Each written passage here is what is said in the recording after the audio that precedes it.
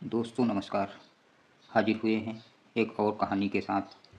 शीर्षक है चमकदार दुख। एक दिन यूनान के एक सम्राट ने देश के महामनीषी सोलन को अपने राजमहल बुलाया। सम्राट ने सोलन से कुछ ज्ञान लेने सीखने के लिए उसे नहीं बुलाया था, सिर्फ अपने महल, साम्राज्य, अपनी धन संपदा देखने के लिए बुलाया था।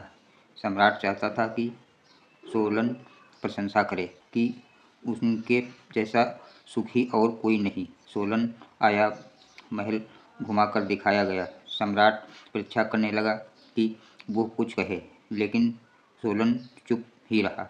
आखिर सम्राट ने कहा, मैंने सुना है कि तुम बड़े बुद्धिमान हो।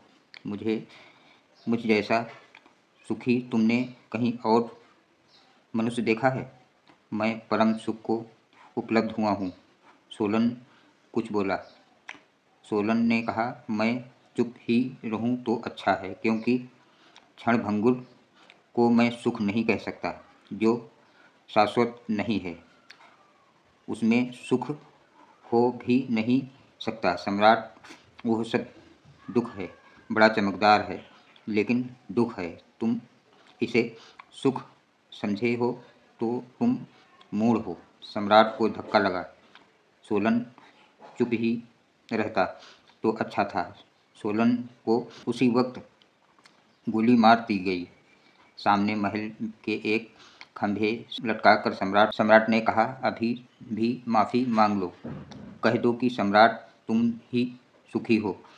सोलन ने कहा, झूठ मैं कह नहीं सकता। मृत्यु में कुछ हर्ज नहीं, वो निश्चित है। सोलन को गोली मार दी गई।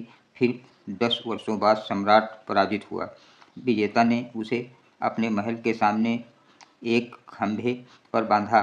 जब वो खंभे पर लटका था और गोली मारे जाने को थी, तब उसे अचानक सोलन की याद आई।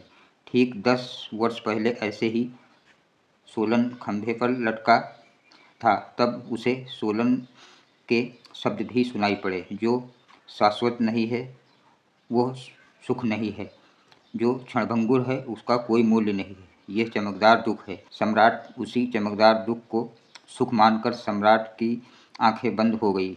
वो अपने को देखने लगा।